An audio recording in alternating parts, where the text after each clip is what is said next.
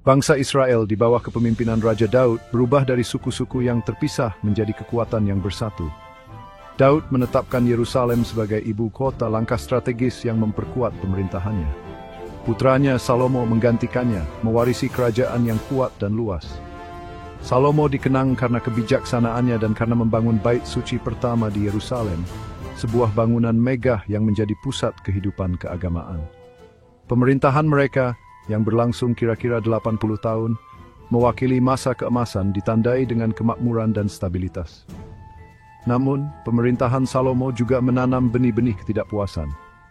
Proyek-proyek bangunannya yang ambisius dan kehidupan istana yang mewah membutuhkan pajak yang berat dan kerja paksa membebani rakyat.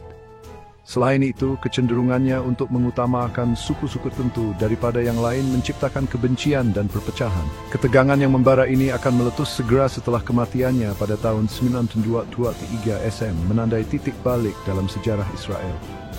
Kematian Salomo membawa putranya Rehabim naik takhta. Namun, kenaikannya ditentang oleh suku-suku utara yang melihat peluang untuk menyampaikan keluhan mereka. Ketika Rehabim menolak untuk meringankan beban mereka, kerajaan itu terpecah, menghancurkan persatuan yang susah payah dibentuk oleh Daud. Ini menandai berakhirnya kerajaan yang bersatu dan awal dari babak baru yang penuh gejolak dalam Israel, yang ditandai oleh persaingan, konflik, dan akhirnya penaklukan asing. Tahun 923 SM menandai momen penting, perpecahan kerajaan yang bersatu menjadi dua entitas terpisah.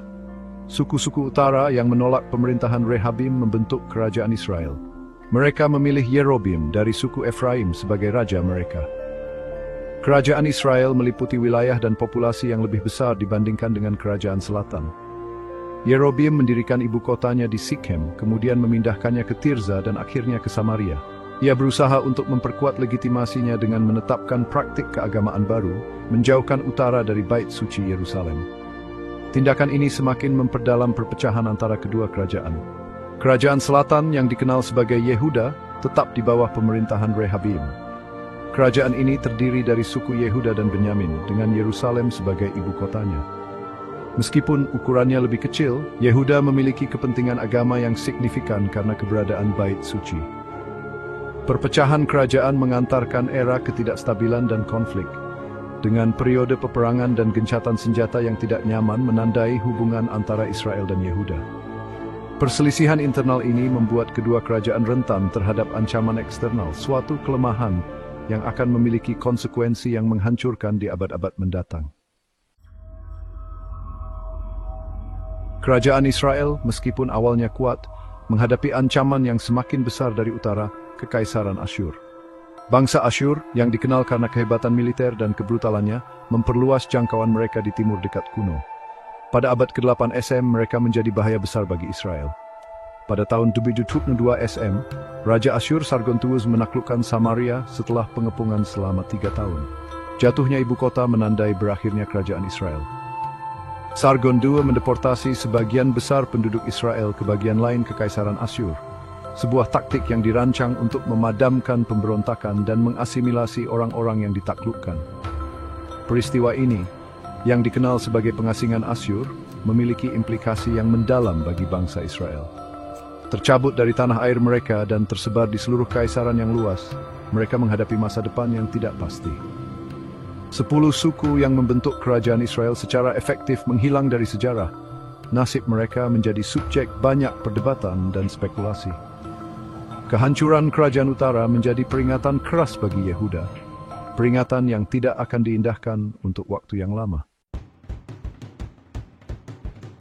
Kerajaan Yehuda, setelah menyaksikan kehancuran tetangganya di utara, menghadapi ancaman serupa seabad kemudian. Kekaisaran Neo-Babilonia, setelah menggantikan Asyur sebagai kekuatan dominan di wilayah tersebut, mengarahkan pandangannya pada Yehuda. Pada tahun 66 SM, Nebukadnezar II, Raja Babel, menyerang Yerusalem, membawa Raja Yoyakin dan sebagian penduduk elit ke Babel. Peristiwa ini menandai awal pembuangan Babel bagi Yehuda. Namun, tidak seperti kerajaan utara, kisah Yehuda tidak berakhir di sini. Pemberontakan di Yerusalem mungkin didorong oleh harapan dukungan Mesir, menyebabkan invasi Babel kedua pada tahun 997 SM. Akhirnya pada tahun 586 SM, Nebukadnezar II kembali menghancurkan semua perlawanan dan menghancurkan Yerusalem dan Bait Suci pertama. Catatan sejarah mengenai serangan terakhir terhadap Yehuda ini mengandung beberapa kontradiksi. Sementara sumber-sumber sepakat tentang peran Nebukadnezar II dalam serangan dan pembuangan awal, Raja Asyur Sargon II kadang-kadang disebutkan sehubungan dengan kehancuran selanjutnya. Namun, Sargon II memerintah jauh sebelum periode Babel. Kemungkinan Raja Asyur lain, atau mungkin bahkan pasukan Babel bertanggung jawab atas kehancuran terakhir Yehuda pada tahun 586 SM. Pembuangan Babel menandai titik balik dalam sejarah bangsa Israel.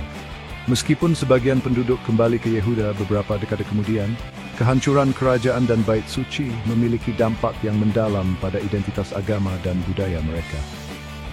Pengalaman pembuangan dan hilangnya tanah air mereka akan membentuk identitas